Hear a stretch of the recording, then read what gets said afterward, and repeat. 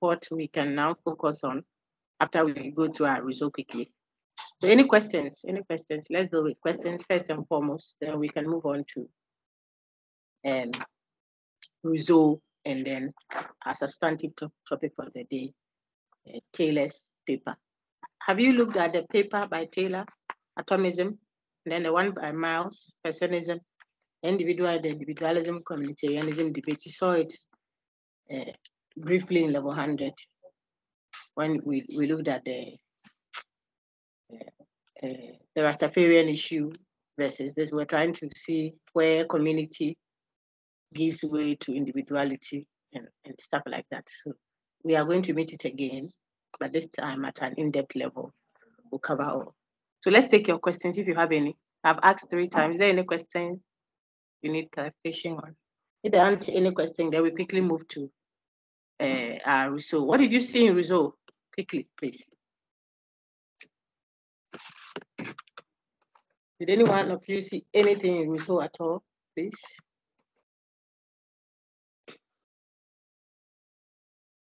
Okay, I want someone to read for us quickly what you see on the screen. Let me make sure I've covered everything. If you would read, kindly put your hand up. I'll call you to read quickly. Let's not waste too much time, okay? The recordings are quite, some wave is heavy. It's not pleasant. So let's make sure it's crisp around it. Go ahead, Adelaide. Thank you. Please read. I'm projecting. Jean-Jacques Rousseau. Rousseau's theory of the social contrast is based on the principle that man is born free, but everywhere he goes, he is in chains. Great, go on. State of nature. The natural condition of man in the state of is a state of freedom and equality. Man is I think neither we have seen, just a minute. So we've seen all that already, at least from what we saw in Hobbes and Locke. They shouldn't be strange to us. So Rousseau also has the same starting point: freedom, equality. Remember, Locke would say that freedom is not a state of license. So there is freedom, but that freedom is guided and guarded by reason. So it is not just a state of license where you can do whatever you want because we were free. Okay. Now Rousseau also starts from there. He says man is born free, but everywhere he goes, he's in chains. That freedom is empty without some kind of restriction. That is where Rousseau is taking us to. So you are born free, but you seem to be chained everywhere. I gave some fine scenarios in class when we had our in-person. Go ahead, Adelaide. The natural condition of man is a state of freedom and equality. Man is neither constrained by repressive state mechanisms nor dominated by his fellow men.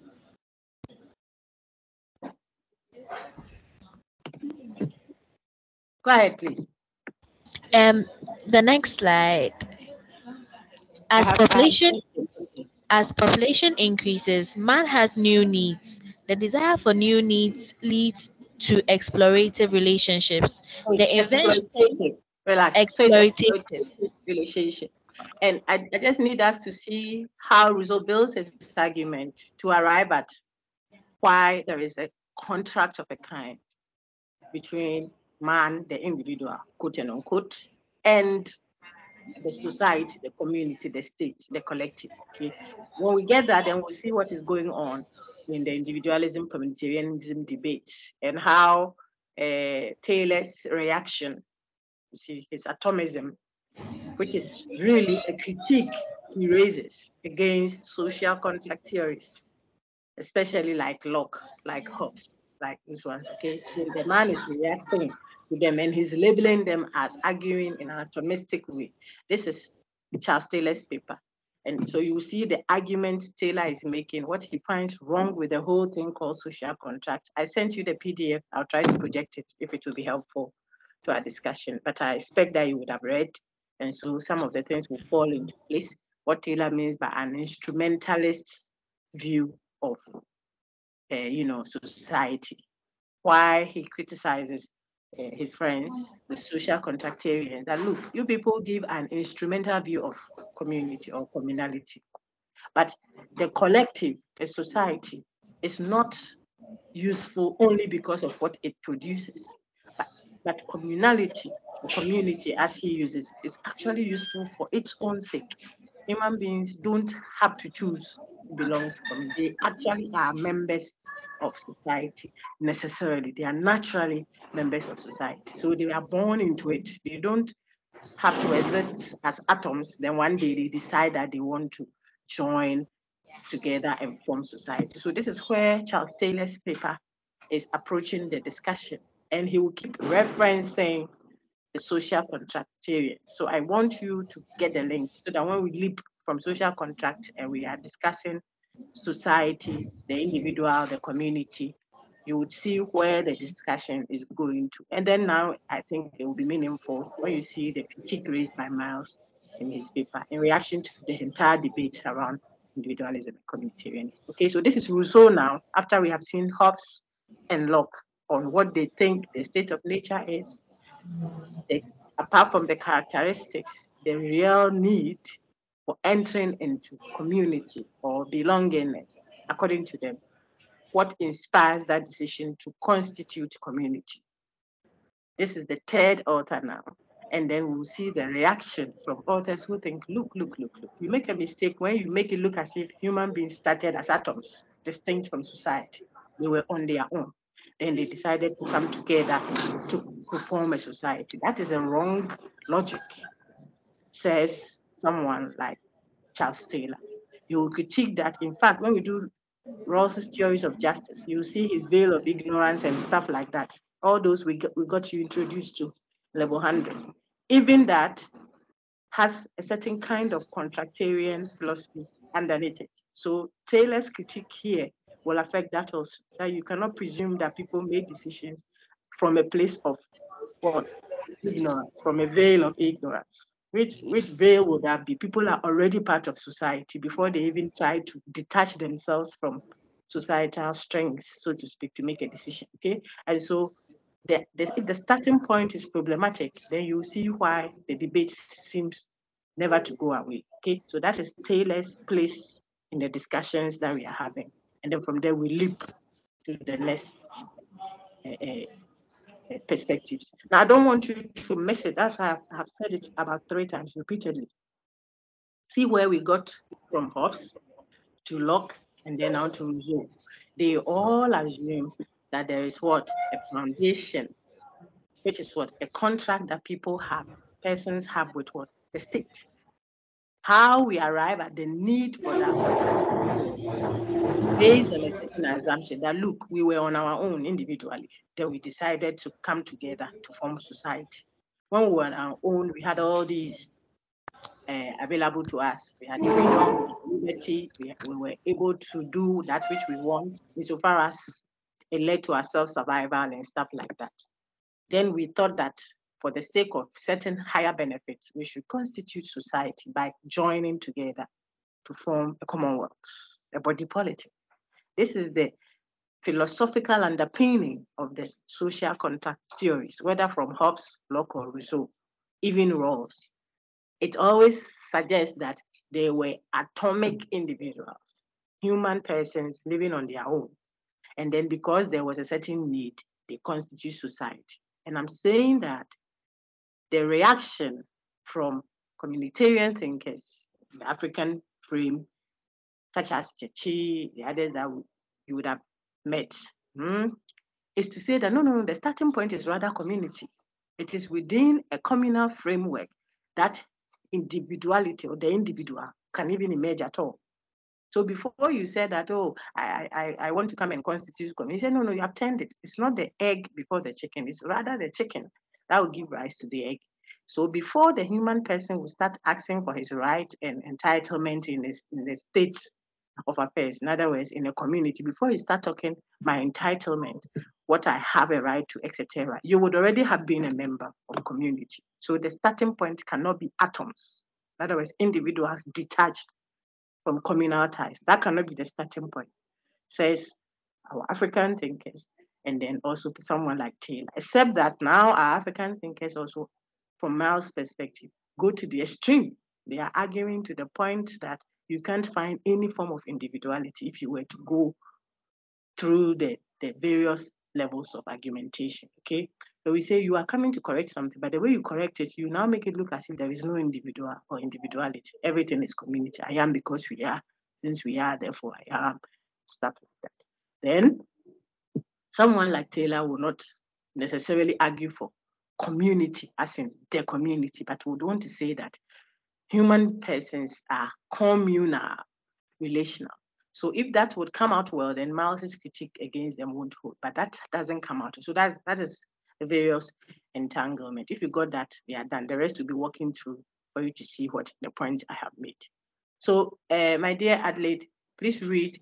Let's see what Rousseau's arguments were in connection with Hobbes and Locke. Yeah. The invention of private property has paved way for social inequality among men. Greed, competition, vanity, and vice has set in and characterized the natural state of freedom, happiness, and equality. Great. So this is his diagnosis of the problem. It's not just the search for vainglory and then, the state of war of all against all that we had with Hobbes and stuff like that. But he says the starting point is what? Scarcity. We don't have much. So because of that, people now compete. The lady read that for us. People are now competing. And then there is a need for what? For us to invent private property. The thing that was in the past open to all of us can no longer hold. We would have to own stuff so that someone cannot enter into your field and come and take something. In the past, if you ask our elderly folks, they will tell you that you could go into someone's farm and eat so much. As far as you will not take anything away, it wasn't a crime. So if the person has a mango farm, I mean, so far as you are on the farm, you can pluck a mango and eat, pluck another and eat, pluck a third one and eat. The only time we'll have issues when you are carrying it away to your house. That is where. Now today, go and do that alone. Because the needs are insatiable. The folks amongst you. So now we cannot afford to make it public, something that is for the public. So as soon as private property comes in, there will be inequality. So the man is diagnosing the problem. Then based on his diagnosis, he will make propositions on how to ensure that we have a fair system. Please go ahead. The continual existence of this condition will mean the end of humanity. The only way to preserve themselves is to form an association or a new social organization through the creation of a social contract. In order to ensure that everyone's right is protected and guaranteed, the contract must require each associate to alienate all his rights to the entire community. You would have to take note of what is happening. Said man is born free, but is everywhere in chains. There's restriction everywhere. You see, so for us to ensure that in our bid to get ownership, private ownership, there is fairness, we have to enter into an association. We have to create a new us. So though we are many, we have to create a one body. That song we sing at church. Though we are many parts, but the many parts would come together to create a constitutive whole, a collective us, meaningfully us, not us in word, but when it comes to sharing, we are one Ghana, we are one Ghana, but some are eating, some are hungry. That is not it. It should be a collective body. So you will see one human being standing with different parts that have come together. Why? Because if we are one and we own that property, it is ours. So Ghana is a sovereign nation, for example. When you say Ghana, you'll be inside, I'll be inside, gas, airways, what have you. We will give away all of that and enter into a new body politic. They seem to be saying the same thing, but what they mean is where you are able to distinguish one from the other as much as possible. Do we have another reader, or we want Adelaide to keep reading? She's reading good. Can have another reader when she gets tired. Go ahead, my lady. After that, I can take Kayla. So you Okay. go ahead, yeah. This means that each Please individual will be read the title for me. Rousseau on the general will. The general will. I'll ask you a question on that. Otherwise, he didn't do social contact. He didn't do so. So go ahead. This means that each individual will be compelled to submit to the general will. The general will differs. Compels you to. That is the point Adelaide is making. We will compel you to submit to the general will, the, the will of the collective as that new body politic that has been created. See how that deviates a little, if you like, from Locke. Okay, what Rousseau is proposing is a new human person, one big human person created from the several us. That is the nature of the contract that he is proposing. So now we won't have Adelaide's will, we won't have Nancy's will, we won't have Taylor's will. We will have the collective body politic we created. So if it is Ghana we created, if it is Asante Mwoku that we have created, now we'll talk Asante Mwoku, we'll talk Ghana. And when we talk Ghana, every individual entity within it is called alongside. So you don't have your will again. What we generate, according to Rousseau, is what? The general will. And what is that? Sister, continue. The general will differs from the will of all. The general will of all is the sum of particular wills. No, Auntie, read it well, please. The second point. Oh, the will of all is the sum of particular wills or interest of each individual, which by its nature tends to be partial. Well, let's take note. He's trying to make a distinction, which is very important. The will of all is taking Adelaide's will plus mine, plus this other one, plus this other. We put them together to create one set. Think of the cassava and plantain scenario I always give you. So inside it, you still see the individual wills, just that we have put them together to create one set, like at a cake. They are not at one side, the sugar, something at the other side. You can see, even though they molded it into one, you can pick the granules, you can take it out and leave the sugar bit. Okay, that is a combination, a summation, addition of all the individual wills. So within it, you still see the individual wills, expectations, what they will for themselves, one are inside. Then we put them together to create a whole. He says that is not what I'm talking about. It's not the sum of the individual. Here, when I say the general will, I'm talking about that which is collectively held by the people. So everybody has given up their individuality and they've merged it to create a new whole. So if you use my cassava and plantain tonight, now we have a founded, and you can't pull out the cassava, you can't pull out the plantain. It has been blended together to create a new us. So if it's marriage, we don't have the man's resource and the woman's resource. We have the family's resource. That two put together. You can't see one and pick one and leave the other. When I'm teaching class, sometimes I say, if you read, those who do Bible, if you read the Bible very well, so God's creation, you look at both man and woman and call them Adam, man. You saw the woman, call the woman Adam. He sees the man, call him Adam. Because in God's mind, he had done a blend. The two are one. You can't see one from the other. Okay. And so if you think of it in all these various scenarios I'm giving you, the general will is the collectively held will. So maybe I didn't like it. Maybe Adelaide didn't like it when we went to the family meeting. We were discussing to agree on what to do as a family. Maybe I preferred alternative A. Maybe we should do land for the family instead of doing farms. What else? A school for the family. Or we were policymakers when we met. Oh, should we do free SHS or we should do health? The six of us, four of us say, okay, let's do free SHS. Two said health. As soon as we finish the decision, when we come out, you do not go saying that, oh, Miko, I wasn't part of those who voted for the thing. No, that is what Rousseau is proposing. Every alternative view you have should be brought up at that meeting. As soon as the meeting, caucus, parliament, Ghana, the 7-member committee, whatever, decided on something, it becomes the collectively held of all of you. You no longer find individual wills inside.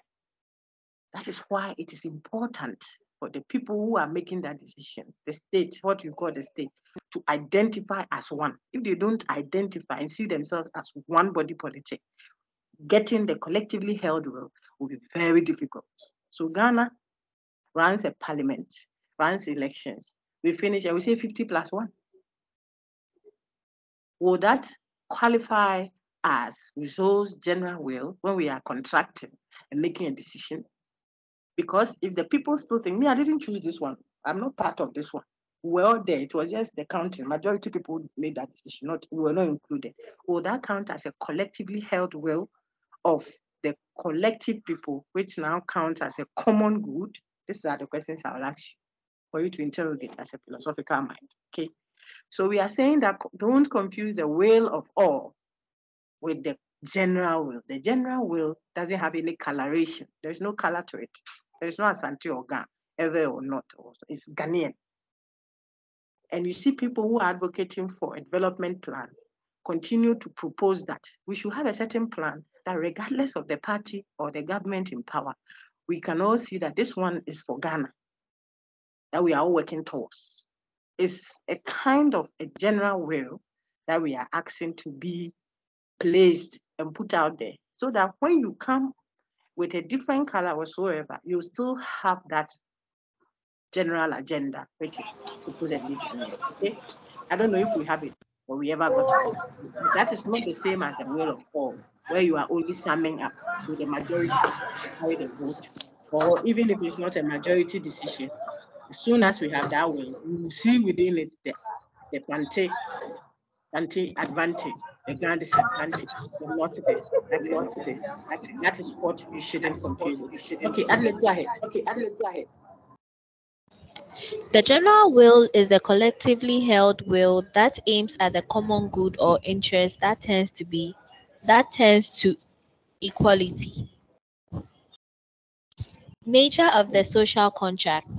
By the social contract, one loses his natural liberties and the unlimited rights to anything he wants and can get, but gains civil liberties and the proprietorship of all his properties. I gave Legal you some title. examples earlier. I told you that freedom that has no limit is not enjoyable. It's not meaningful freedom. This is coming from Rousseau. It is within society, it is that liberty, that restriction that comes from what? Still, the civil contest that makes your liberties meaningful. If I'm capable of doing some things, then someone is also capable of doing some things. Then there's chaos. But where there are restrictions, okay, so let's give an example. We have to walk through the entrance and get out.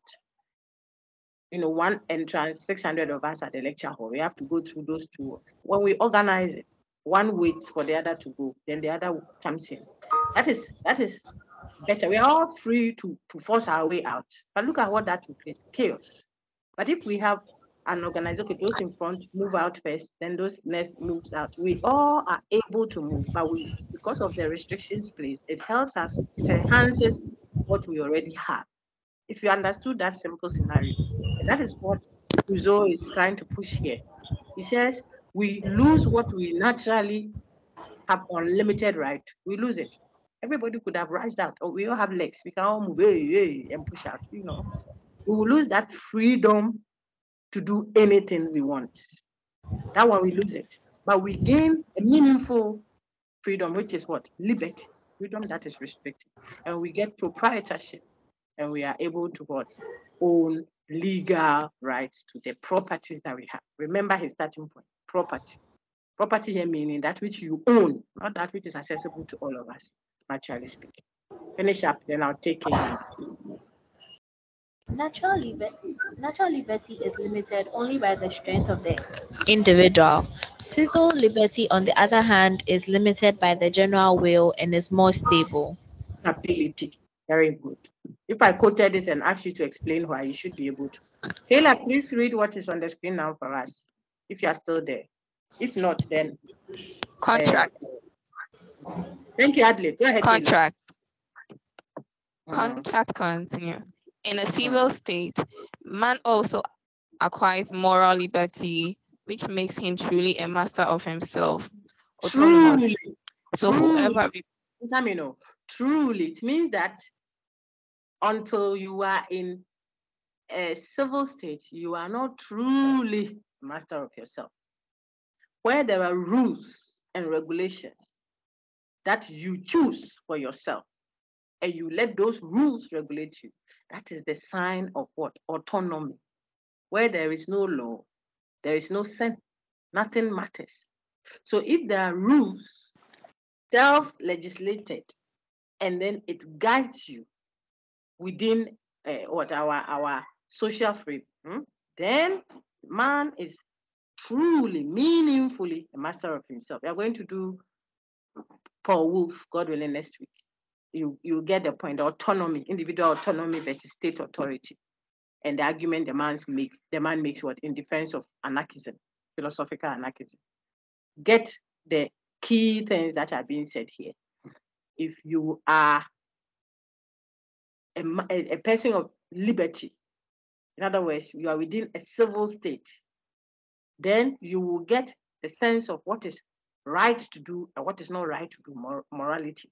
There's a restraint on what you are allowed to do morally and what you are not allowed to do morally. Remember Hobbes' own. In the state of nature, there is nothing like justice, good, right, wrong, nothing. We just get going. Locke, however, paints a different picture. Locke says we are guided by reason and all the other laws of nature that reason helps us to see. Rousseau says it is in the state of, how do I put it? In the civil state. In other words, when we contract and we come together, that is when we are truly masters of ourselves and autonomy becomes minimal. Read, my lady. So, whoever refuses to obey the general will shall be compelled to do so by the whole, because doing so is forcing him to free. To be free. We'll force you to be free. When we create a body politic, and then we have, based on that, we have a general will, a will that we all, as the new human being created, if it is a church, it's a new body politic that you have come to join. This is how we want to do things. This is what we want to subscribe to. Then you come and you want to bring your own. We won't allow you to. We'll let you succumb to the law. This is Rousseau's social contract here. Quite strict there, okay? Talking for the communal self than the individual self. When you enter, like the plantain inside, you get mixed up with the cassava. We can't pull out cassava. We can't pull out plantain. Fufu must obey. Fufu becomes starchy, and a dumpling. Cassava is stiff standing there. Plantain is still standing there. As soon as you pound them and generate a new whole, you can't take the plantain out. You can't take the fufu out, the cassava. What you have there is a blend that has different density, different elasticity, and so on and so forth. Have that picture in mind so you can grasp what Rousseau was proposing in his social contract, the nature of the contract, and why we will compel you to succumb to the laws if you try to deviate. Because according to him, that way we are making you free, meaningfully free. Okay, so we're almost done with this. Go, please. The new public person. This new public person that is formed by the union of all other persons is called a republic or body politic. Go, I've said its members call it a state. When thinking of it is passive. A sovereign when thinking of it is active. A power when comparing it to others like itself. Please hold on. Take note of the words, the language. Ghana is a state. When some folks wanted to impose something else onto us, our blessed president at the time, our president of blessed memory then, President Atamil said, look, I think it was David Cameron then, tell him that Ghana is a sovereign state. You see, at that time, she said, a sovereign state. Remember Hobbes' sovereignty, a sovereign person. No, now the sovereign is the collective body politic. They tell them that Ghana is a sovereign state. It was a big state. After that, we didn't hear that imposition again. Why? Because look, when we talk sovereign, we are thinking of this body politic in an active sense of it. When you say it is a state, you are thinking of it in the passive sense, what it is when it is not active. You see, Russia and Ukraine, you see, one says, look, I'm a sovereign state. You can't impose on me what you think I should do. I'm a sovereign. The other person says, well, I'm also a sovereign state. What you are doing is exposing me to danger. I have to protect my sovereignty. You see, so the new public person created are not the individual human beings inside. The state is how you refer to it in its passive sense. You now talk of it as a sovereign when it is actively engaging others like itself. And then when you say it is a power, like the way we describe certain states as superpowers, G8, G whatever, NATO, this, we are looking at comparing it to others like itself. So I don't know whether Ghana is a power in that sense of it. We would think we are powers, isn't it? Now just take note that all of these references are talking about what Rousseau called the public person. So a republic, a body politic, a sovereign, a state, a power. Please finish. We have 3 slides to go. The public person. Those Continue. who are associated, the public person continue. Those Yes. who are associated with a collectively called, those who are associated with it are collectively called a people. The and people are of separately Ghana. called citizens. Be citizens, don't be spectators. That's what our president said then. Was making a point. You can be just the people of Ghana and not be actively involved. He says that when we are separately, when we are dealing with us one, where we are contributing our own, are dealing with the citizens of Ghana. When you are talking about us as a collective people, a collective membership, you say the people, okay? And then when? What again, sister? It's a bracket, that is when sharing in the sovereign power and subjects when under the state's law. Good. So when you go to the court, for example, you are a subject, are going to be dealt with as a subject, where the law will interrogate what you are doing. Okay, so here you are a subject of the state. The same you, the member. When you are being referred to in terms of every other person, we say the people of Ghana.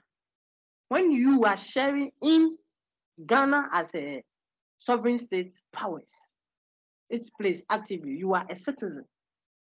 So when the president said, don't be spectators, be citizens, he was making a statement.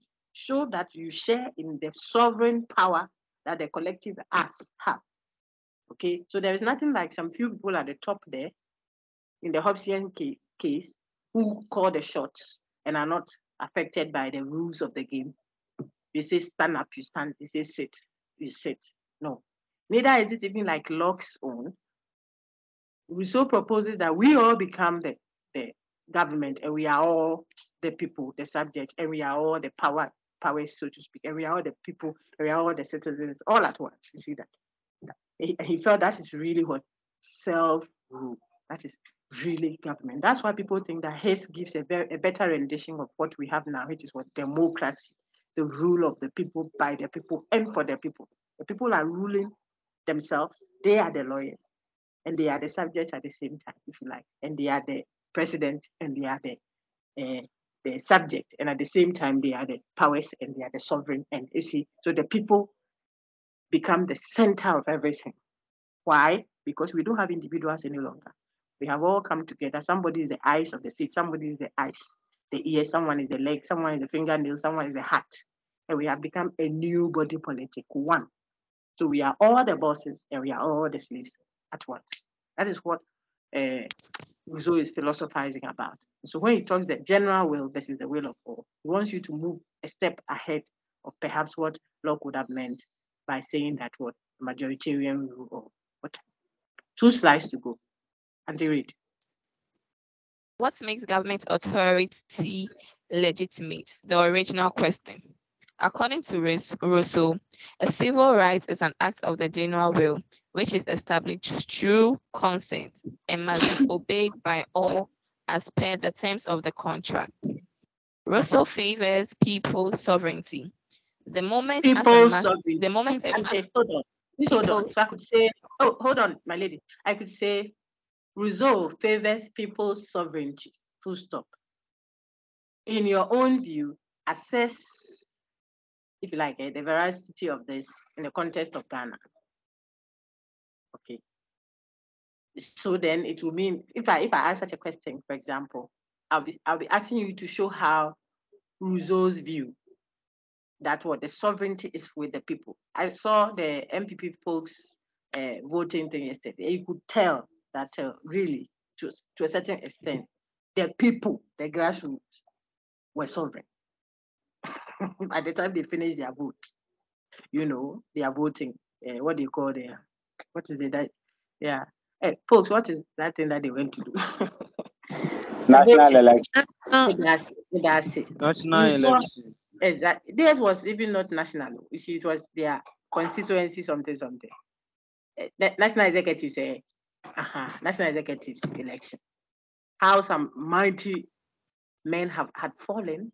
This is an objective issue, so we can reference it. You see, even where the big men of the party had said that, look, I heard that party chairman, regional chairman, vouched for one person. They said, "Oh, say, let's vote for so and so person." And the grassroots said no. They have chosen the people they want to support against the trend. People's sovereignty. The people decided. Now, if I asked you to use Rousseau's conception of the nature of the contract that we have, when we say we here, what he's proposing, what kind of government system contract between the individuals, quote unquote, and the body politic created, the republic, the general created. He favors what? People's sovereignty, what the people decide. The people rule, the people own the authority. They are sovereign. And I ask you, do you see that in our Ghanaian context? You would have to argue to say yes or no and show why you say what you see. Okay? Then you show whether it is even applicable now or it is even being done or not. Okay? The moment a master exists, this is Rousseau. As soon as in our own contract, you make someone a master, there is no longer a sovereign. Per Rousseau's view of the social contract, you cannot have a master who speaks and everyone shuts up. Okay, whether at the sub-political level or at the national level, we cannot run that. I nearly said says Ortega, says Rousseau. We don't want any master play in a department, church, everywhere. No. If you are dealing with the people that have come together to create that collective arts, it's social and political. So within that society, the home there, the father may drive it, but the father cannot be a leviathan. As soon as we have that, we don't have a collective us. Everybody will say yes to you. But in their heart, they are waiting for the day you fall down. If it's kinship, monarchy, whatever. Master play dissolves people's sovereignty. This is Rousseau. And from that moment, the body politic has ceased to exist. Don't deceive yourself. They are just following you. They are just waiting for the opportunity to strike you down. When you become authoritarian and you take the sovereignty from the people, this is what Rousseau is against. So that is the nature of the contract that Rousseau thinks exists between the people and government. I see I've left this on the screen for a while. I'll fine tune it. I'm not sure about groupings currently. I'll check again and see if we still have groups 1 to 10 and groups 11 to the end, as we said.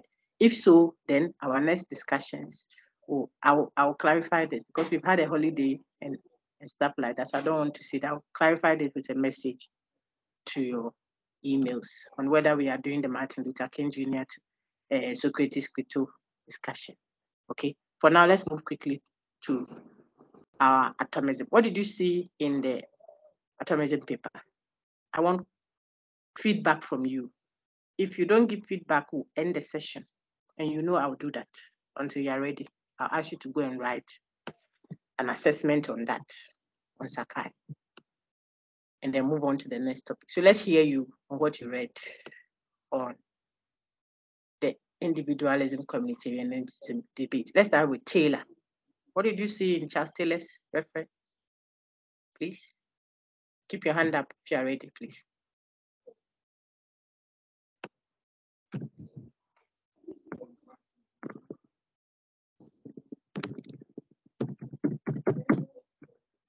Anybody ready, please? Okay, did you read the paper, please? The PDF. I see Rosina's hand. Did anybody else read? Keep your hand up, please, before I start giving opportunity. I want to see. Is it only Rosina who read?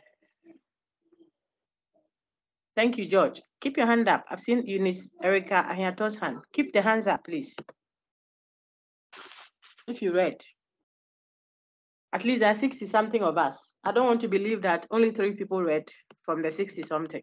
So keep the hands up, please.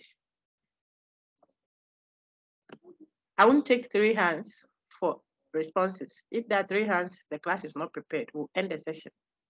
I don't want to do that. So keep your hand up, please, if you read.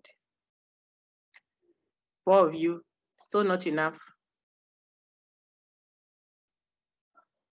Please keep your hand up, keep your hand up. Okay, there are 5.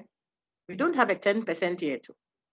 For 67, if we even had a friend then, 6 of you, 7 of you, 10, we have a good number. Then we can discuss from there. Okay, I see 5 hands. I'm still waiting, friends. And our recording is just becoming lengthier and lengthier so far. It's still the main.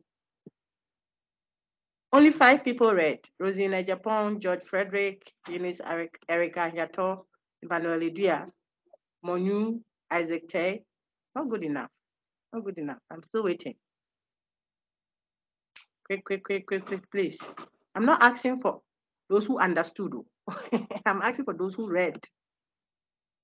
Philip Ankuma joined them.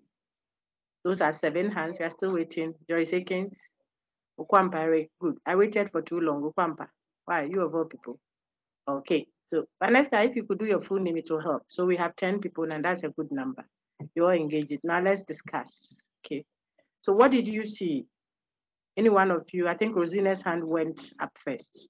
Rosina, go ahead, please. Hello, Doc. Yes, my lady. I started with, I wasn't understanding. Yes. But then I read Miles's paper on the individual dualism debate, and I found that Charles Taylor was trying to critique individualist view that human or the individual is an atomic or self-sufficient being who is not attached to a community. Very good. Continue. It's good. You've said so much, but continue. I want to give you a good mark. So continue. So you saw that he's critiquing this social contractarian's view. What did he have to say?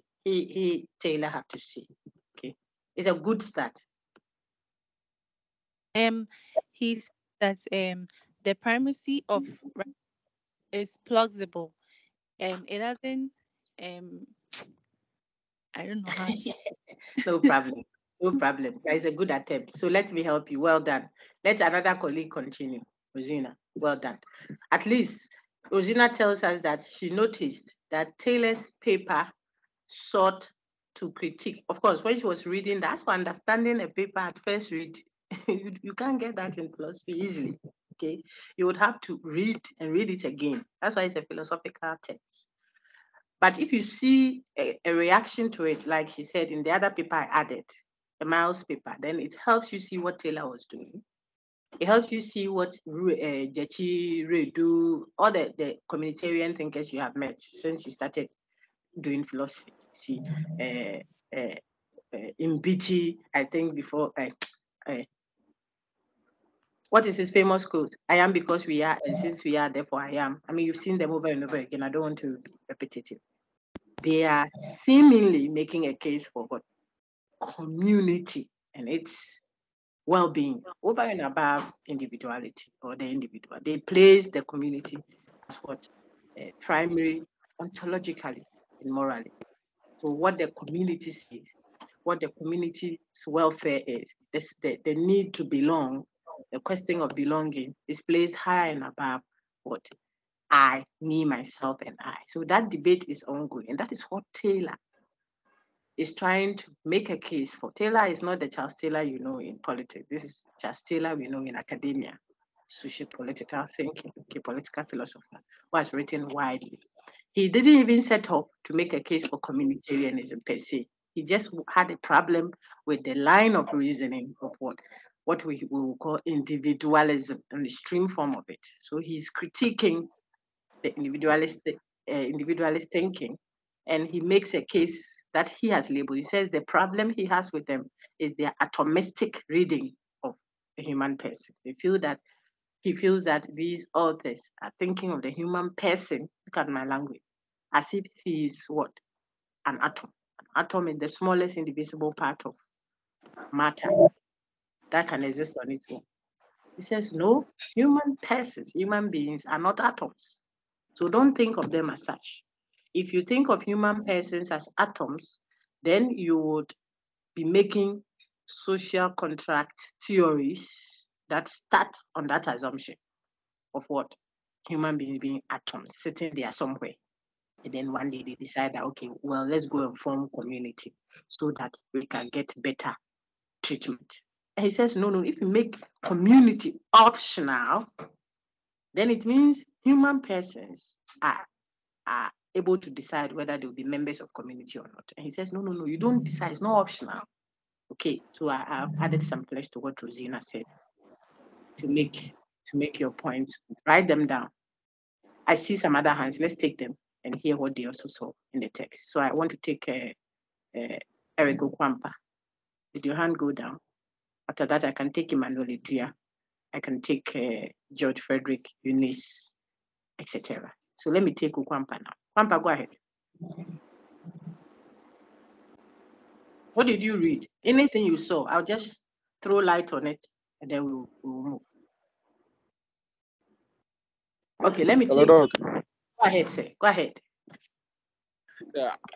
What I saw was that Taylor argued that the human was it. I think it was about a question of why the person has some right, or the person has some right that has to be so respected. And then Charles Taylor's response was that the human being has something that is worth respectful, and that is why that a human being have rights, but not trees, rock, or whatever. That's also what I saw in that text. Okay, so he was talking from the place of human being, the nature of a human being. It's not like that of a stone. A human being is naturally social. Because of copyright issues, I'm struggling to let us read the text directly like that. I don't want us having issues because this is someone's paper that we are looking at. But insofar as we are not propagating it for money, I think we can read some few portions together online. Okay, so the primacy of rights doctrine. One of us can read what I have projected. You have the document itself already. You can do whatever you want with it. So far as you're not making money out of it, I think we should have less troubles. Someone read it. Take note, his starting point is think of the human being in a certain way. Don't think of the human person as detached from community. Don't make the pursuit of rights, freedoms, autonomy, etc. paramount, primary. Don't make that primary. Don't make it more important than what? The other part of human beings, which is what? Belonging. Human beings are not just defined by rights. So he's critiquing the primacy. Primacy is primary and making it important. The primacy of rights. When you make rights primary and you treat rights as more important to the detriment of what? Belongingness. Belongingness is what you get from communality, sharedness, belonging together, obligations that you owe to us as a collective. If you overlook that, you think that that one is not as important, you can even make it optional. So you're not concerned about the collective as all you are doing is what? Me, myself, and I, what my rights are, what I have a right to, my autonomy, my freedoms. Charles Taylor says such a posturing is problematic. Which posturing is that? One that emphasizes the primacy of rights. Make rights primary. See that? That's the individual. Individuality, autonomy, freedoms. You make it prior to belongingness, communality, relationality. Do you think that that's what what you owe to others as relations is not important. It can even be made optional. As if when you eat jollof, you can say, okay, I want salad or I don't want salad. That is not optional. It is as natural to the being. I hope you are making your note. This is Taylor's point. Belongingness or community is as natural to the person as his or her autonomy or rights. And so he wants to tell Locke and his social contract friends that don't think of community only in instrumental sense. Instrumental means you use it to get something as a means to an end. Don't treat community that way. Community is as natural, it's as primary to the being of a person as what? Rights and autonomy. This is all that Taylor is communicating. So if we start from the beginning, so we can help those who read and read and read and say, we don't know what to do with this original text. Let me show you in simple terms. So look at the beginning. I want a good reader. I think Adelaide did well. Let's have someone else. Very good, clear reader, so that I can throw light on it for you. Who is reading for us? Is it Mary Kumsi? Go ahead, Mary. You are using the original text. That is why I'm projecting that. Go ahead. Oh dear. Go on, Mary. We don't have much time. Go ahead. Okay, look. Atomism, Excellent. Charles Taylor. I would like to examine the issue of political atomism, or at least to try to clarify what this issue is. Well, I want to say what I think atomist doctrines consist in, and to examine how the issue can be joined around them. This is how they might be proved or disproved, or at least conjointly argued for or against, and what in turn they may be used to prove. Well done. The word is term cogently. I'm coming. The word was cogently. So the man Charles Taylor sets off his paper clearly. There's no ambiguity in what he's doing in the paper. He wants to examine what he calls political atomism. It's not something he subscribes to. He's showing that this is a problem. It's a label he's giving to certain viewpoints. He's going to show us how he can connect certain political views together. So he will look at Locke, Hobbes, if you like, Rousseau. Maybe Rousseau is not a culprit so much, like those who make the human being look as if he's there, with detached from all community. And then one day he decided to now form community. He says, no, you were actually born into it. You came to meet an organized and functioning society. A human person is actually a product of community. So you came to meet systems, structures, framework, language, an organized and functioning society already. So it's not like you were there, then one day you decided to go and meet Mary Kumsin, and then Mary Kumsin and Nancy also went to meet Eunice, Erica here. I thought they would say, let's come together and put down some of our rights. And now let's agree on her. No, he says human beings are born into society. He's going to argue that way. Why is that important? It is important because the social contract theories that we have seen samples of so far assume that it is we who are creating it as we join. No. He says, no, there is already community. So community seems to be prior to individual, which means that where you place one is very important. So if the individual comes with rights, autonomy, freedoms, your search for rights detached from a communal setting will be problematic. This is all the point. When you are searching for rights, individuality, individual, community, right, without equal and commensurate recognition for communality. And so Miles's paper only corrects the language to make the point clearer, so that we don't have people also submerging individuality so much into community that now we don't have any choices. We don't have uniqueness. We are not encouraging ingenuity, which are features of individuality. That's what the Miles paper does. And says, so don't talk individual versus community, talk person. But a person incorporates what? Communality and individuality. That is the contribution that the Miles paper does to the debate. Okay. So I'm saying that this is the starting point of Taylor. And so those who read, which we always advocate to students, we always tell students, you read the text because it's a philosophical text. So it's not easy for you to know the meaning of the text and understand it at first reading. No, you have to read and read it again. So as for reading, it must be your skill. You have to read.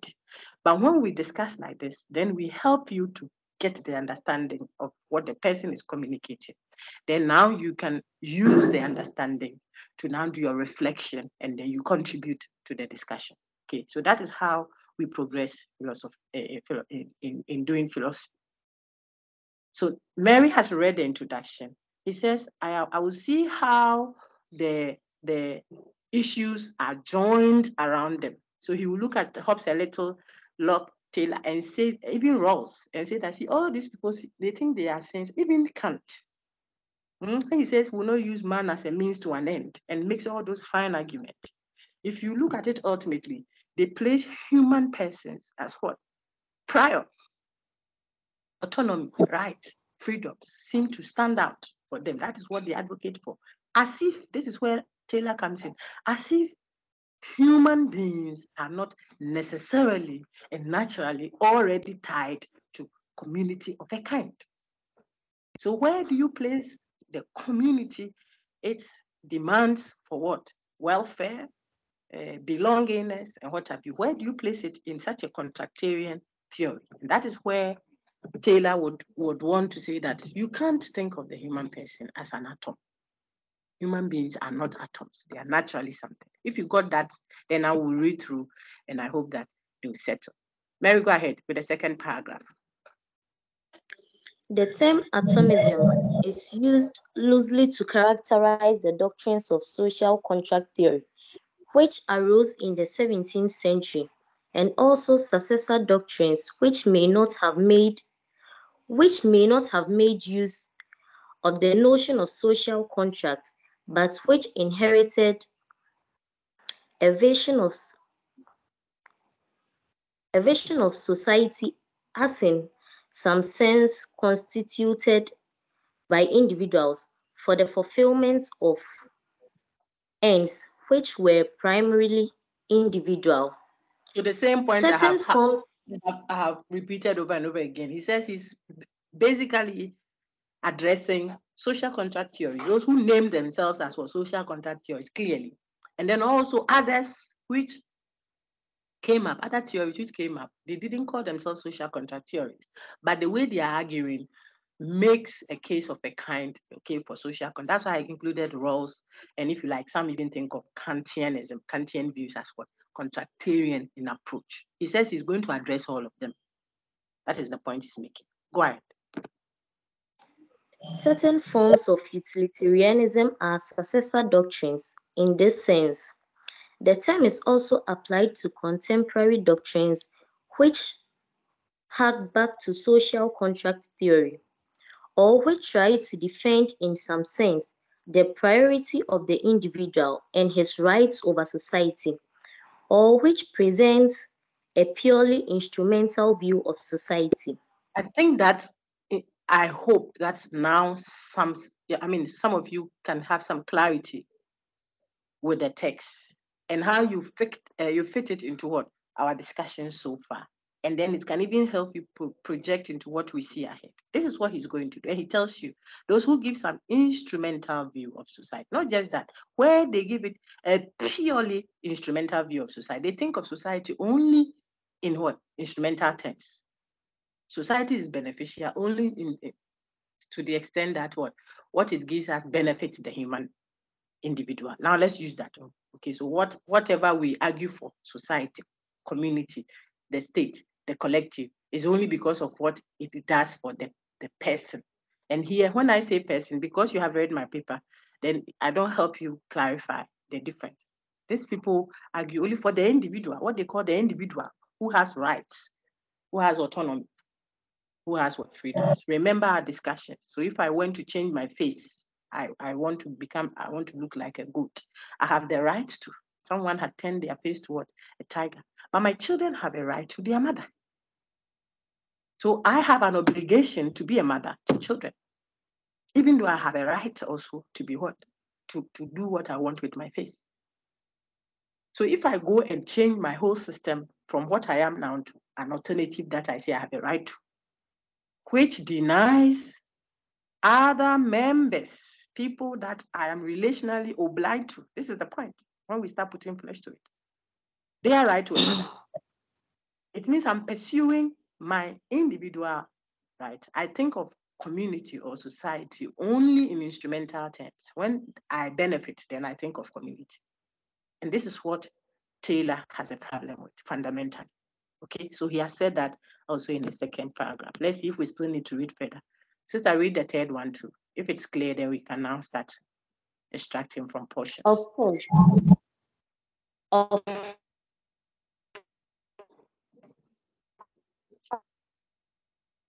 course.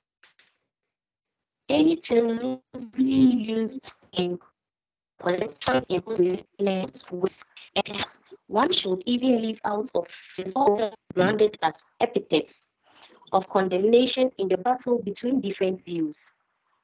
One might well argue that atomism is one such, because it seems to be used almost exclusively by its enemies. Even extreme individualists like Nozick don't seem to warm to this term, but tend to prefer others, like individualism. Perhaps I am dealing with the wrong term, but there is a central issue in political theory, which is eminently worth getting at under some description. And perhaps the best way of getting at it is this. Sorry. What I am calling atomist doctrines underlie the 17th century revolution in the terms of normative discourse, which we associate with the names of Hobbes and Locke. Very important. Now we have engaged them. So you see his point now. What have these writers done? Remember, he himself admitted that people who are committing this crime, this philosophical error, do not even admit that they are doing that. One. Two, they don't even want the label of atomism. When you criticize them of being atomistic, they will say, no, but I didn't argue for that. So it isn't a term that people willingly admit and accept that they are atomists. Therefore, his point is, don't think that people will accept that, oh, we are atomists. No. So it is something that he criticizes them for. This is the point, okay? And he has mentioned names, and I told you, see, he mentions Hobbes and he mentions Locke. We don't even see Rousseau directly because Rousseau ultimately speaks for the body politic.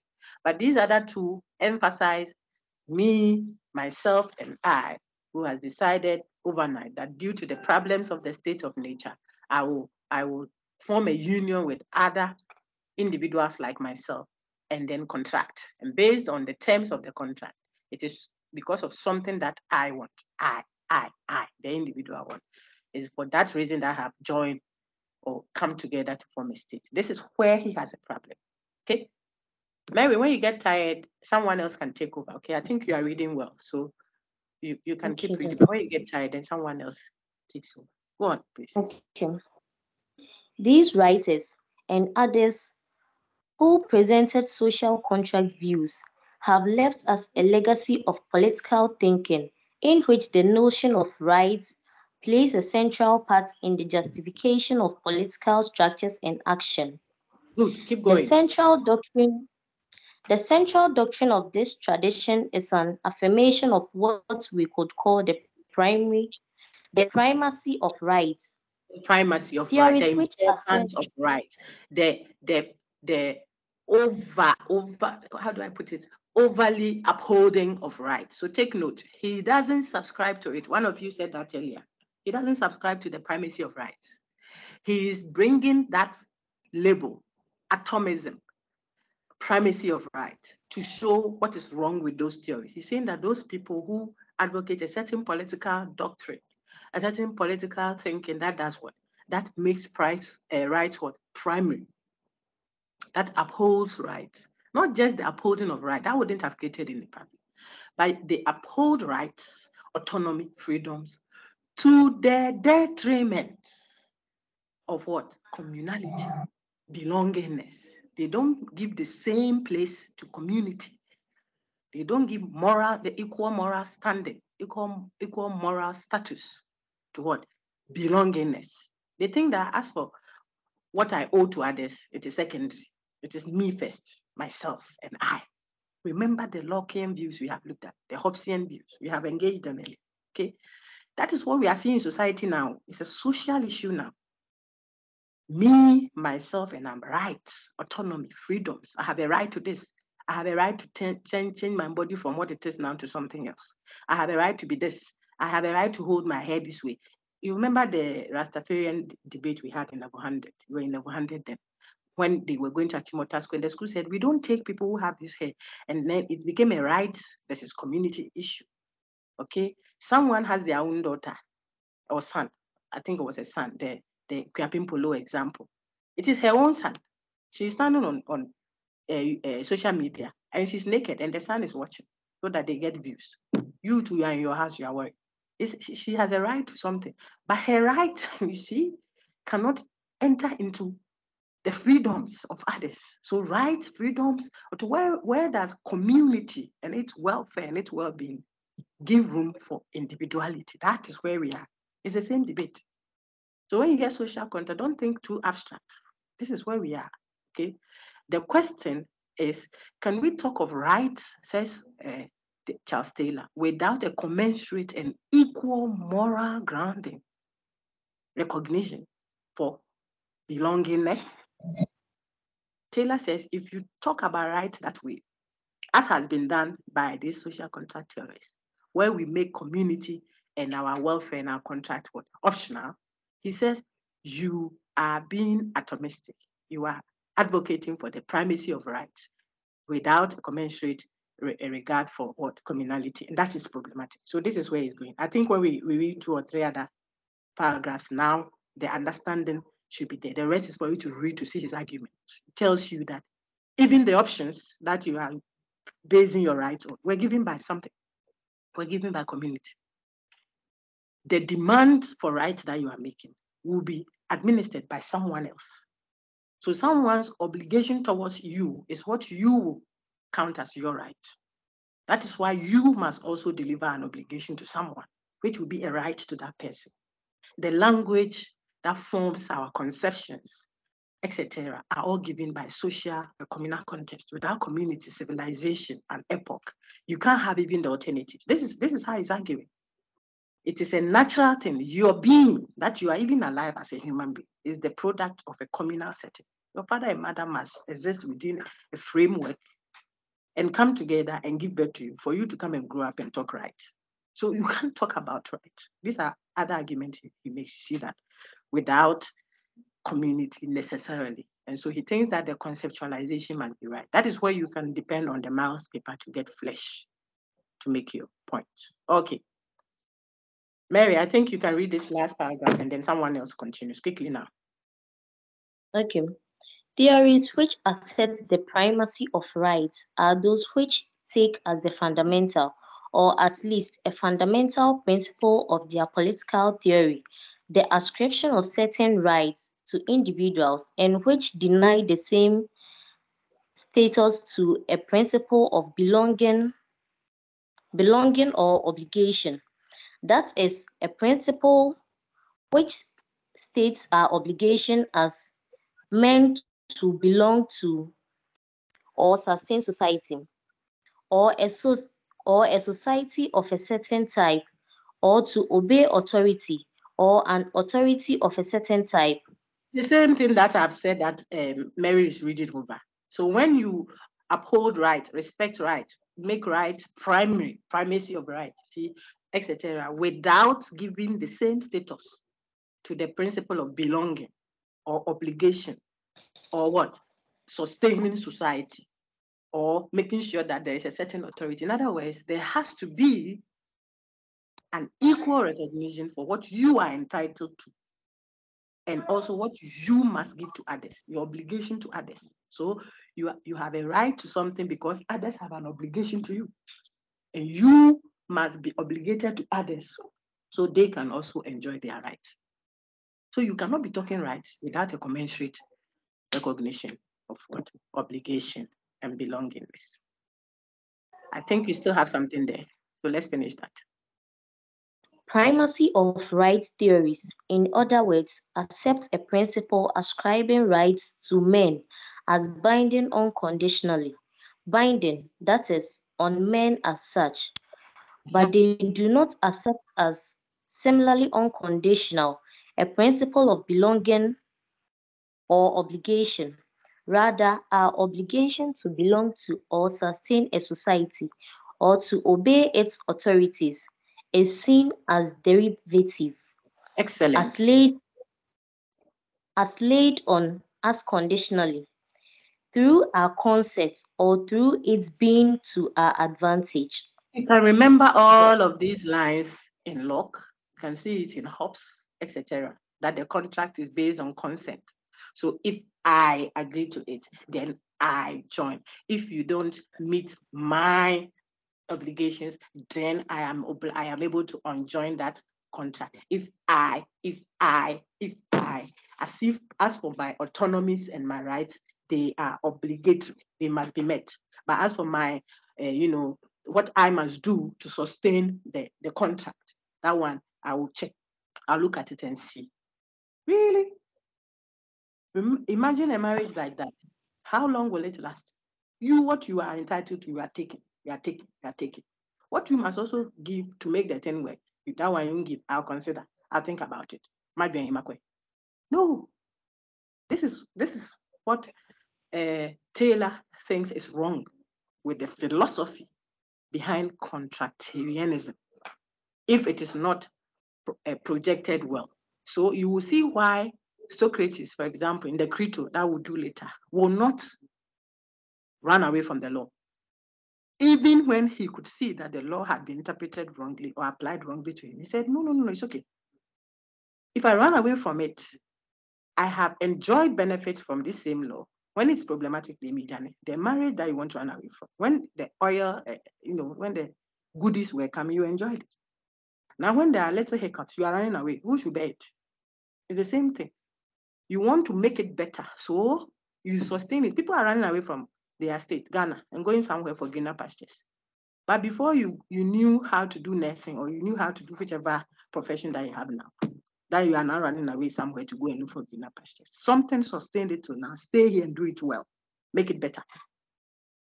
The obligation you have for what you are entitled to, according to Taylor, is that same obligation that you must give to others. You see, people have, I think that I got you confused there. People discharge what they owe to you as an obligation. That is what you enjoy as right.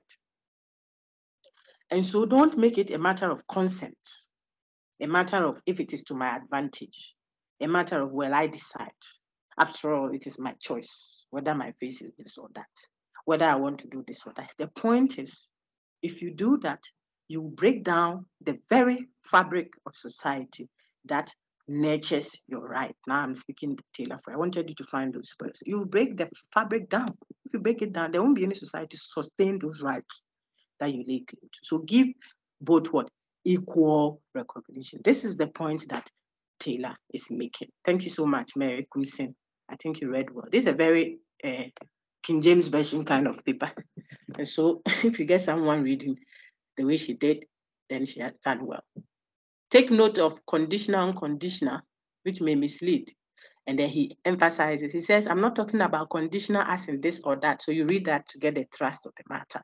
He talks about man being naturally, I'm pointing on the screen now, please. So if you can see your screen, you will benefit. Man is naturally, see, by nature.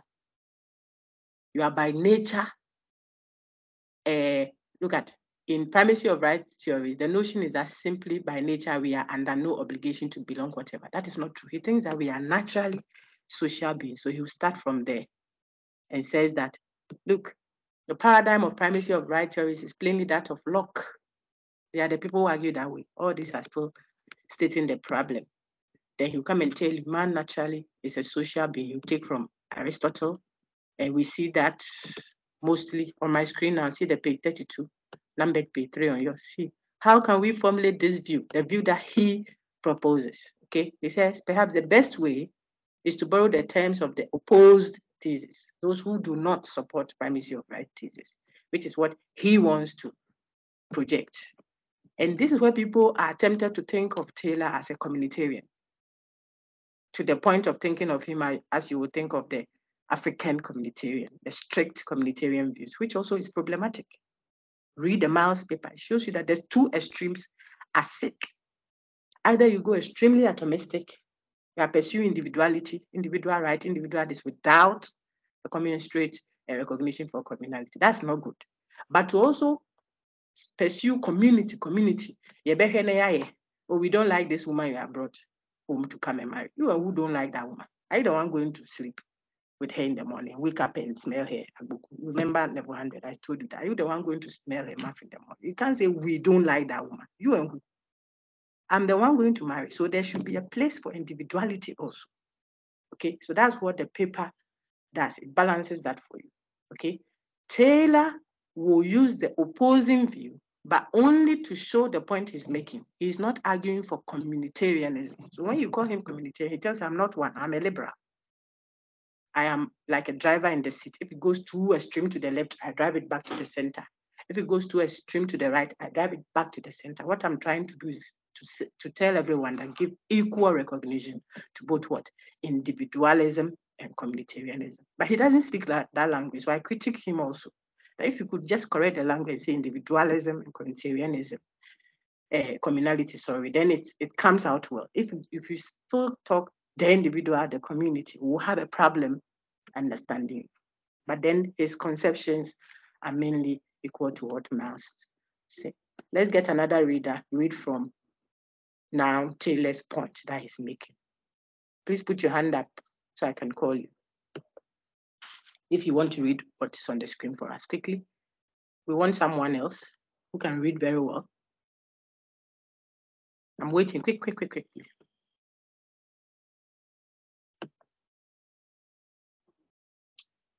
Oh, nobody wants to read? Quickly, please.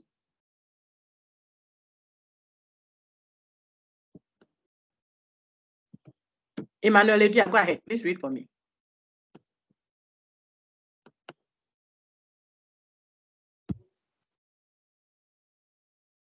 Emmanuel, are you there? Okay, Julius, your hand went up. Please read. I think you are closer. So read. Doc, I wanted to prompt you. I can't see your screen. What I'm seeing is Sakai, the welcome page. Rosina, please, can you see the screen that you were reading from? Doc, please. But I'm using the slide. Rosina, can you see the screen that you were reading from, please? It was Mary Thompson. Oh, I'm sorry. Yeah. Mary. I can't also see the screen. Please let Mary answer. If she answers, we'll be at peace. Because she was reading so now. Or she wasn't reading from the screen. Oh. No, Doc. You were reading from your book. See your screen. So, okay, let me just reshare it. Maybe it's one job. So I'm going to share. We are on Taylor's Atomism. It's the same place we are. Can you see it now? How can we formulate this view? The paragraph that starts, how can we formulate this view? Okay, yes. I Go can ahead, now sir. see it. Thank you, Julius. Go ahead. I had to reshare so, it. Maybe it went off. Okay. How can we formulate this view? Perhaps the best way is to borrow the terms of the opposed thesis. The view that man is a social animal. One of the most influential formulations of this view is Aristotle's. He puts the point in terms of the notion of self-sufficiency. Utakia. Man No, is don't a worry your social. head over it. Go ahead. All right. Man is a social animal, indeed, Mhm. a political animal, Mhm. because he is not self sufficient alone, and in Very an good. important sense, is not self sufficient outside a polis. Outside a Growing, police. I can't let you read all. So just finish that line. Then the rest I leave for you to go and fill in the flesh. And I move to another important point he makes. Okay. He's starting. okay, So this is his thesis. Those who misinterpret him, when you ask folks to write what Taylor said, then they are saying his primacy of right is his person. He's critiquing it. He's not saying that. So he said that his point that he's making, let him formulate it this way. He wants to tell you the man is naturally, nature, a social animal. You are born into society. That's what Jeti and the folks, the African folks will say, Onipa frisro besia, Onipa krum. Man descends from above and descends what? Into already existing human society. That is very important, the point he's making. Which means that before you come and start laying claims to rights and entitlement and autonomy and freedoms and uniqueness and stuff like that, which are individual qualities, the qualities for individualism, those that are proposed by individualist doctrines. You see, before you start making those claims, there would already have been an organized society that makes certain demands of you, that makes certain obligations, requires of you certain obligations. You are supposed to conform and belong, etc., etc., etc. So if you start off by knowing that man is naturally a social being, your posturing towards the pursuit of rights will come always with what a commensurate respect for obligations. Okay. Before you continue, Julius, so see nature of man. That's all that is going on there. We'll talk about that. So what you are naturally. So if it is in your nature, all these big languages are there. Maybe we'll meet them sometime later. But it is just to show that it is in your nature. So if you ask for a right to something, then it has to be given to you by another. Okay, that's the point he's making. If it is your right, then it is an obligation to another that must be met. So someone in meeting his obligation will make you enjoy your right. And that's why you also owe someone else an obligation. You see what we say, that where someone's right ends, another's begins. Okay, that is the point we made there. All these technicalities are to make that point. Please read from this, we can see that. from this, we can see that the answer to the question, why do we ascribe these rights to men and not to animals, rocks, or trees? It's quite straightforward. It is because men and women are the beings who exhibit certain capacities which are worthy of respect. Very important. The It fact is that human beings, don't worry. It is a human beings that have that capacity. It is human beings that we talk of that way. We don't talk of the right of the chair at the lecture hall. Like the chair has things to say. I keep saying that to every level I meet. If the chairs at the lecture hall had mouths and they could demand their rights, they will complain, Papa. Different sizes of people sitting on them, different temperature. Some will even drag them and throw them somewhere. But they don't have rights in that sense of it. So the point Taylor is making is human beings are not like chairs or tables. They are naturally beings that are what? Connected. Connectedness, belongingness are part of their being. So you see, you don't choose your mother. You are born by a mother. I'm not talking about the ones that a foster parent or something. I'm talking about biological parents. You are naturally your mother's daughter or your father's son. You don't choose it. It's not optional. When you grow up and now you are able to make choice, then you decide that I'll be the mother of so and so, or I'll be somebody else's mother, or I'll naturalize here or there. See, but even that, your makeup, your being is constituted by such non-optional belongingness. The language you speak, the food, what even your conceptualization, these are all Taylor's points. I'm trying to round off now, then I'll take your questions. I felt that I got one or two messages. Some you can see they're making an effort at understanding the text. It's difficult. You see that we are working ourselves through it together. Okay. So we do not ascribe those rights to goats and tables because they do not have the capacity that human beings have, whether potentially or actually. Okay, he talks about idiots and others. So far as they are human beings, they have that capacity. It might have been derailed or what have you, but it is there. But the tree or the stone, remember your Ortega David, the stone doesn't have that. So if you got all of that, he is now making a case as to why you cannot talk of rights and pursue them and build society that doesn't have responsibilities and obligations towards each other. So 12 midnight, I'm frying my plantain because after I bought the plantain and the houses, I paid my rent. So I'm not concerned about my neighbor who is sleeping, who has an exam in the morning, or who has asthma and cannot bear the smoke that I'm burning in my compound. You see, Taylor says, if we are trees and we are stones, then we can behave that way. But if we are human beings, then we have communal and what? An individual aspect that must be respected. And I say the only challenge I have with Taylor is he doesn't use the language this way. He talks about the community and the individual. And so if people raise critiques about, so which community are you referring to now? I'm Ashanti and I'm Ghanaian and I'm West African and I'm African and I'm academic and I'm woman. So which of the communities is defining my being now? Then we'll have a problem there. When you go to tutorials, ask Miss Now for assistance. We recently did the same discussions on pessimism at level 200. She was my TA then. So some of the things are fresher. She can help you see the debate between individualism and communitarianism. Okay. So rights cannot be detached from a specific context. That is what I have written in ink here for you to make the point here, for you to understand all that he's saying. If we talk rights, the rights will be contextualized. So I have certain rights at the department. I may have certain rights at home. I may have certain rights at church. The context helps to put flesh to the meaningfulness of the right. Without a specific context where the rights are being referenced, your rights are empty. So I have a right to this. I have a right to that.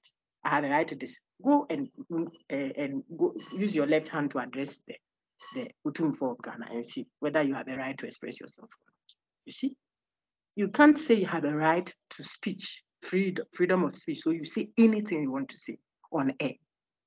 Even in Ghana here, where we think that rights don't work, rules don't work. You go and open your mouth and speak something to a certain angle. You will see whether you have a right to speak your mind or not. The right is contextualized. So you can say something and you can be arrested for that.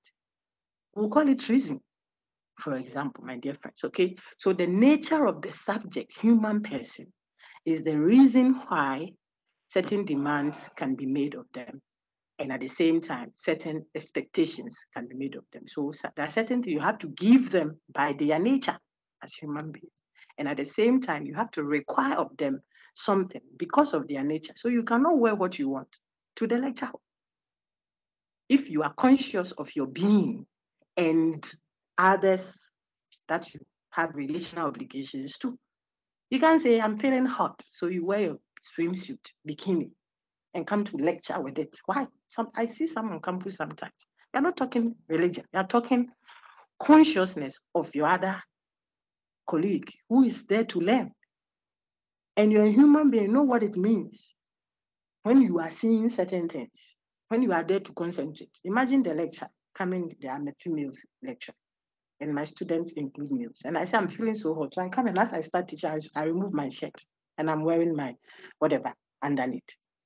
You see, in the name of I have a right to feel cool, man.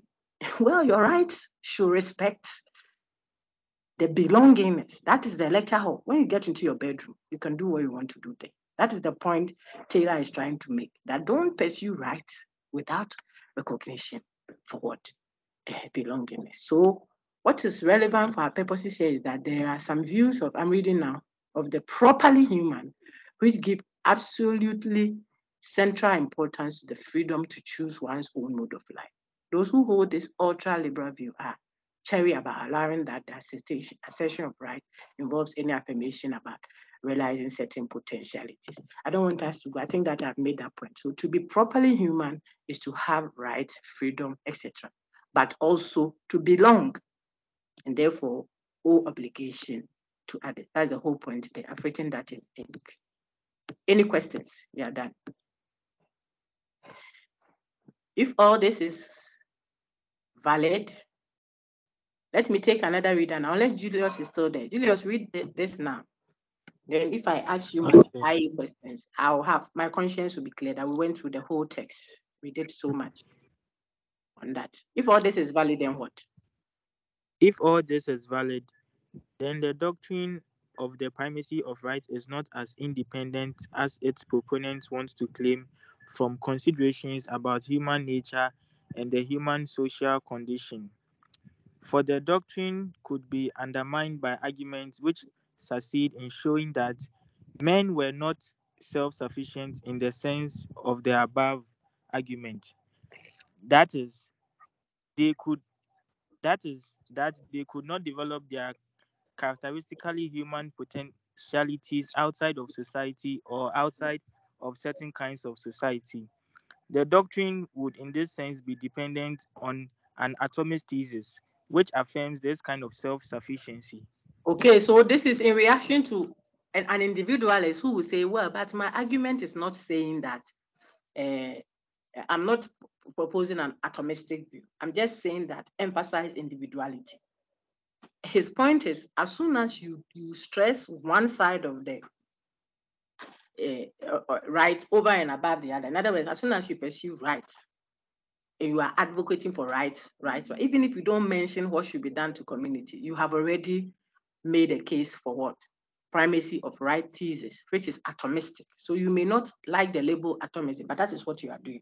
This is his point. He's showing authors that he has criticized so far that you may not be doing what you call atomism, but you think you are not doing that, but that is what you are doing. Okay, so your behavior is like witchcraft, even if you think you are not a witch, something like that. Because if you are doing X, Y, and Z, which leads to this, then what you are doing and what witches do are not different. So you are a witch, sort of. The person say, I'm not a witch. He say, well, but what you are doing is what witches do. So he's saying that people do not like to be labeled atomists. They want to say, but I'm not arguing as if I'm saying human beings are atoms. Then he tells them, but this is the implication of what you say. When you pursue rights are not detached from obligation. So when you speak this way and argue this way, you are just like someone arguing as if human beings dropped from the skies. They didn't meet any human society. When they dropped from the sky, then they decided that they want to constitute human society. And that is invariably atomistic. Okay, I think that from here going, let me see if there is something to add. If we cannot ascribe natural rights without affirming the worth of certain human capacities, blah, blah, blah, blah, prove that we ought to belong to or sustain society or this kind of society, all that has been said.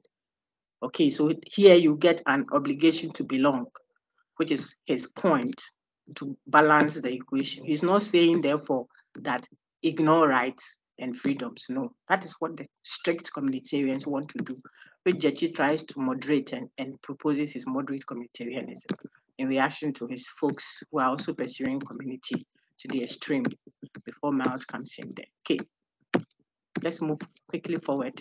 The rest are for you to read if you need some arguments to make. So, well. Okay. All these are elaborations. I've showed you his argument. Society itself gives you the options. Society makes meaningful what you call rights. Without society, rights are empty. They need a social context. Civilizations within which, see, that's the argument there, within which rights are contextualized. So the free individual of the West is only what he is by virtue of the whole society and civilization which brought him to be and which nourishes him. And that is why if you are importing wholesale what is happening in one state into another, you want to be careful. I just met the critical thinking class and I told them what perhaps may be okay in the Sharia law of whatever, Saudi Arabia, I think, may not be okay in another state. And yet they are all prescribing what is right, a right for one, now an obligation for the other. That is an important point Taylor is making. Rights don't hang on the tree, they are contextualized. And so community helps to bring life to it. The community in question may be the world community, maybe United Nations, maybe Ghana, maybe gender, women, maybe Christians, maybe Arabs, and so on, okay? Different levels of communality. Read the Miles reference to see the argument from there also. Okay, so the thesis is that the identity of the autonomous self-determining individual requires a social matrix.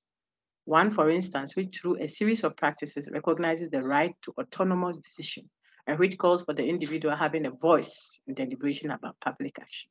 The main point is the right don't stand, the autonomy, the self-determining individual requires a social framework matrix where those rights will be meaningful. That's all the point there. The same is going on here. Okay, all this. So those who didn't know what it says what, rather the free individual who affirms himself as such already has an obligation to complete. So when you talk right, freedoms, autonomy, it already, see the emphasis, already in italics, you already have an obligation. It's not something you're now going to choose by consent or not. No, you already have an obligation to complete, restore, or sustain the society within which this identity is possible. Okay, and so it's not optional. Don't give it an optional interpretation like others did. Okay, so to help us have a good conclusion, let's read this and then we are done. Someone else quickly. Julius, thank you very much. That was a good read. Quickly, let's have one person read the last paragraph there and then we are good to go. I'm sure you can do your quick feedback exercises on it when you see it on Sakai. Can I have one of you read what is there, then we end. We will share this with main campus, and I will do interactions with them. It is clear. Thank you. Doc. Go ahead, my lady. It's clear. We join you by opening up questions about the nature of man. But it is also clear that the two sides are not the same footing in relationship to the. Please, could you? I wanted you to read for non-atomists from here. That okay. We are ending. For non-atomists, this very confidence in their starting point is a kind of blindness, a delusion of self-sufficiency, which prevents them from seeing that the relationship to a developed liberal civilization, that there is an absurdity in place where he could never attain this identity and hence never create by contrast society which reflects it. Rather, the free individual who affirms himself as such already has an obligation to complete, restore, or sustain the society within which this identity is possible. Okay, hold on. So that is it. Atomists are more comfortable standing with the intuitions of common sense about the rights of individuals and are not at all keen to open these wider issues. Which wider issues are that? The obligations people have to society. They are always talking rights, freedoms, autonomy. They never want to touch on responsibilities you owe to others, the obligations you have to ensure that there is social welfare, facilitating cohesion, fellow feeling, solidarity, stuff like that. They don't want to talk about it. Oh, but the girl has a right. I mean, we should respect her right. Her right, really? Right. What about left? Who is taking care of left? Okay. Now I say that don't interpret that to mean that so we are submerging the individual so much into society that we cannot make room for uniqueness, ingenuity, creativity. That is also problematic. So engage the mouse paper, the individual in the individualism communitarianism debate, a defense for pessimism. Read that, and you will, I think that some of the discussions will be clearer to you. Then you will see the core issues that we bring up. Mm-hmm.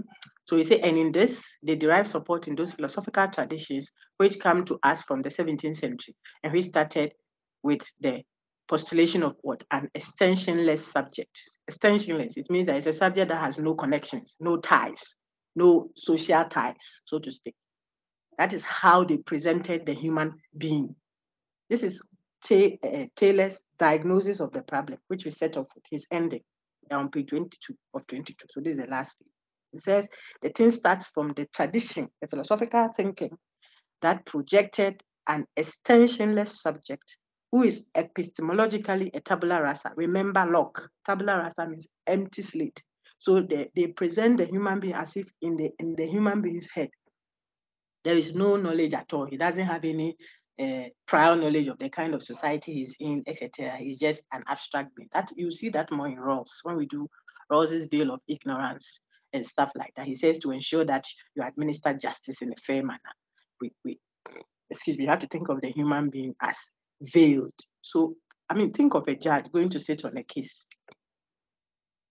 If he doesn't know that the person sitting in the stand there is his son's girlfriend, his only son's lady that she's going to marry, if she doesn't know, then maybe she can have a fair and just administration of justice. But if you know that this is your firstborn, your only child, and he has been caught in this kind, the sentence you must give him per the laws is to put him in prison for life.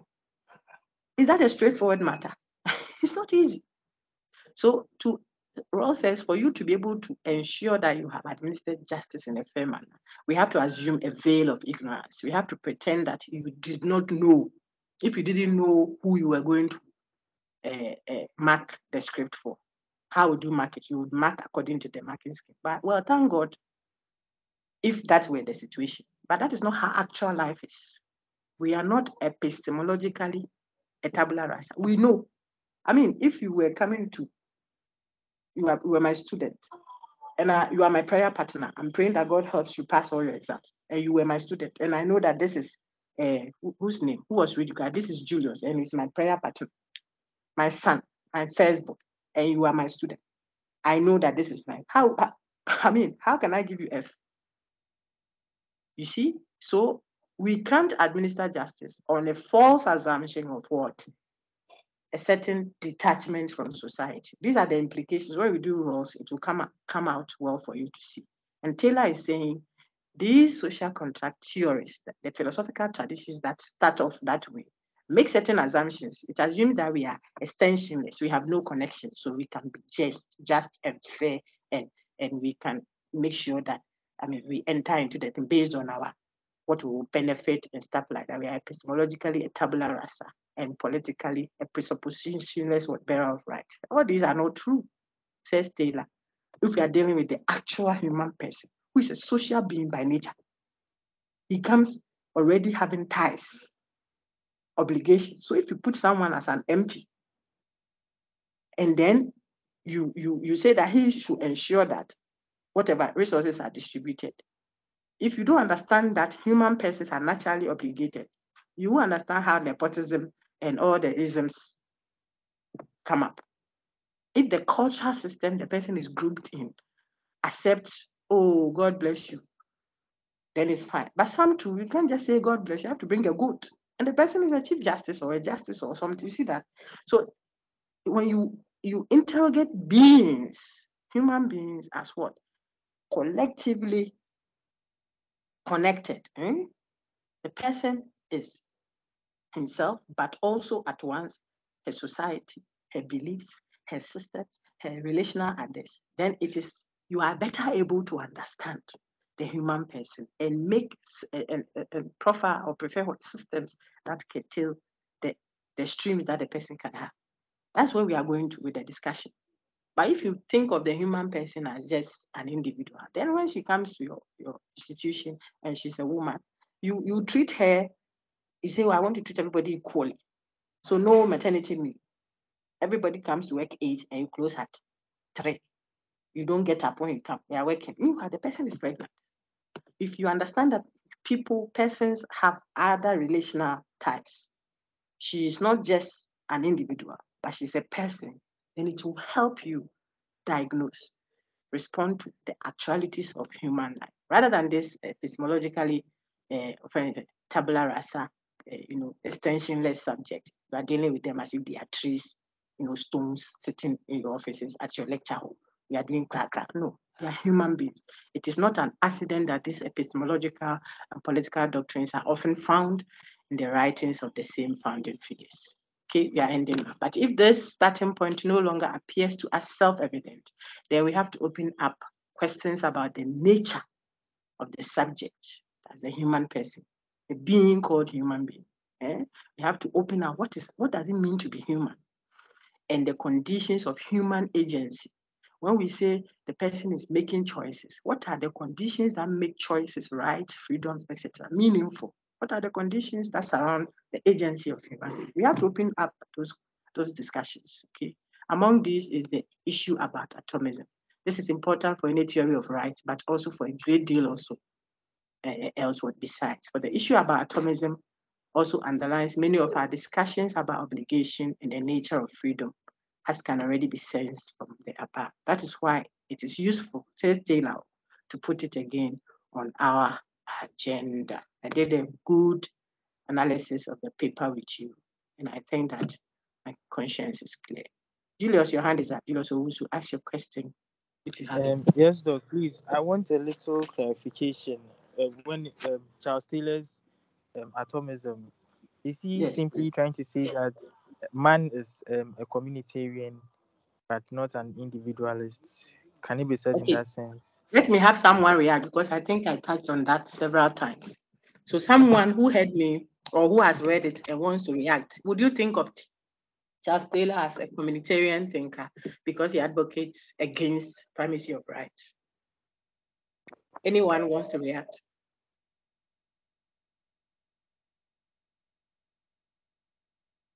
Anybody? Emmanuel, are you there? Emmanuel Edia, are you there? Yes, Doc, we are here. Go ahead. Explain to your friend if you heard me. Do you think of Taylor as a communitarian thinker based on his critique against atomism? Doc, please, he's not an he's not communitarian. You said he's just like a driver who is making sure he's neutral, liberal, so he's making Very sure. good. Very good. Your line is quite faint. I understand why maybe you don't want to be responding, but that is a reaction from your class rep, Emmanuel. So Taylor is not advocating for the emphasis of community to the detriment of the individual. He's not doing that either. Okay. He doesn't want you to emphasize one over the other or make one primary and the other instrumental or optional. Eunice, please, you want to react? Go ahead. He wants you to give equal moral standing to both. That's why he is better described as a liberal. Okay. Eunice, if you want to add, please go ahead. If it's a question, ask. I'm done with Julius. I just wanted to say that he's not a communitarian person, because he's saying that to pursue our right, we should also give due diligence to belongingness. We should give recognition to belongingness. Very good. So it's like balance it. If you look at the seesaw, the one that when one side goes up, the other one comes down. Taylor will not support pushing individualism or individual rights up there and bringing community down. He won't support that. But he won't also support bringing community up and pushing individual rights down. He won't. He wants you to balance that. They should be at par. Give them equal moral standing. That's his case that he's making. Thank you, Eunice. I see another hand. Rosina, is there a question, please? No, please. I just wanted to add to what they said. Okay, please go ahead. Thank you. So Taylor is also saying that belongingness is as natural as the person's rights. The person is to his or her rights. Very so good. You on the same pedestal. You shouldn't outweigh one and leave the other. Excellent. Excellent. In fact, in your trying to deny the person of his belongingness, you even take away their right. If you read Taylor very well, he's saying that in pursuing community and its well-being, you will even be enhancing the individual and his rights, if there is anything like that. So it is in your interest to make sure that the saucepan that has all the individual rights, that's the social framework, is strengthened for the very good of that individual right you are seeking. That's why I don't pursue one without regarding the other one. So if I'm coming to the lecture and I feel hot, and so I feel that it's my right to feel okay on my skin, I must at the same time be concerned about what my colleague sitting next to me will feel. Please switch off the fan. I'm feeling hot. Well, it's a lecture hall. This is not your private space. So you have to be concerned about the other person. So that if it is your your jacket that is making you feel too hot. Maybe there comes a time you may have to give away your rights for the collective well-being. Remember Rousseau. Or at other times, you may have to, succumb to, or you may have to project your individual ingenuity because it serves human well-being better for others in the community to now join you to see it, and stuff like that. Okay, I saw another hand. Was there a question, please? Please go ahead, Eunice. Doc, please, in the reading text, he made a statement that yes, the state of nature should never have been taken as applying to human beings alone in the wilderness. And please, I want a clarification on that. Oh, I'm sorry. Some portions of what you are saying were not clear. I think here you said I made a case about. And that the argument about the state of nature should never have been taken as applying to human beings alone in the wilderness. Doc, please, did you hear me? No, so I think that the point was, yes, I heard you. I think that people think of the state of nature as something that actually happened historically some years ago. You see, so we were naturally living without, like, the apes, we were like monkeys, then we became human beings, we were alone, then one day, one man became to ask his friend. It's not a historical event that happened. You're not able to locate that historically. It is talking about what we are naturally without organized society. So if the law is not watching how I will behave, that is what I thought I was trying to communicate there. Eunice, your hand is up again. Please go ahead.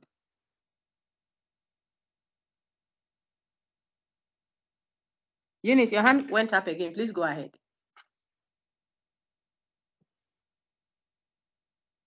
Hey. That's a mistake. Oh, okay. So, yeah, so I'm saying that we shouldn't think of the please, that's a mistake. Am I not to is very bad? So yes, don't worry. I hope that the playback will be clear, then you can hear me. So I was just saying that don't think of the state of nature as a historical event. It's a hypothetical one that the authors make, that if we didn't have laws, this is how it would have been naturally. That's why we need laws. So don't necessarily locate it in history anyway. Otherwise, we will all ask you, was it 1874 or 1901 that some people went to contract with themselves to form a state? And then people will say, I wasn't there, so you can't hold me, and so on and so forth. So perhaps that was the point I was making that you heard. All right, thank you. Is there any other question? You are done with Taylor. You will read Miles to enrich your understanding of Taylor. The question they were dealing with over there is the individual, understanding the nature of man. Is man a human, an individual, or a member of society? As what? As a continuation of what you read in what states of nature, the contractarian theories of the earlier ones. When we meet, God willing, next week, if I check let me check the course outline quickly so that I speak authoritatively. Or better still, let me send you an email on where we are next. I suspect that is a group work, touching on what we have next. So we'll look at those, and then you can present your views on that. On my course outline, I see that after our discussion on, after our discussion on the authority of the state or government, where we looked at Hobbes, Locke, Rousseau, the next set of lectures were on examining the relation between the individual and human society. When we're looking at Taylor and Miles, we have done those. Miles' own is just an addition. The paper is available to you, so I think we should engage it. Then the third one is, should I obey the state? Plato's Crito, we'll look at Crito, Martin Luther King Jr., and then Paul Wolff. So for your group presentations, I really wish we can skip that, but it will help you so that you want to discuss with your colleagues. So we will do groups 1 to 10, we'll do, I think, Crito, and then groups 11 to the end. Yes, no, it's the other way one. Groups 1 to 10, we'll do Martin Luther King Jr. You will read it and do a critical summary of what you see in the paper, Martin Luther King Jr.'s, a letter from Birmingham jail. I think we have that also. If you don't have, look for it. You can Google it. It's an accessible text online, just telling you, making a case for civil disobedience, how it is that you can disobey the law in a civil manner. The reasons why you are allowed to do that, he makes a case for that. If the law is unjust, etc., etc. So you read it, and then as a group, you present one group presentation on that. So all those in groups 1 to 10, you will do for Martin Luther King Jr. Then groups 11 and above, will do for Socrates' Crito, the paper on Crito. You also summarize that nicely as a group. So if there are 10 groups, I'll expect only 10 submissions, but each submission will have the names of participants, like we did with the rationalism session that we had. If you send individual work, you score 0. Ask your friends, they'll tell you, no matter how good it is, I'm trying to work on something else. How you work as a team, how you collaborate, that is my target, not individual brilliance or stars. Okay, so meet with the team you signed up, find yourselves, and then engage and work on that and present that paper. I'll open the assignment for you to present before we meet next. When we meet, then we engage those two papers. And I hope to touch up a bit more with Paul's In Defense of Anarchism, another easy text. I think I put that also there for you. So the next week ahead of us, we use it to carry the third set of lectures in the course. Any questions, please? I think we are so done now. Is there any question? Yes, sir. Maybe I stop the recording and check. Yes. Please, I wanted to ask that today's lecture wasn't recorded.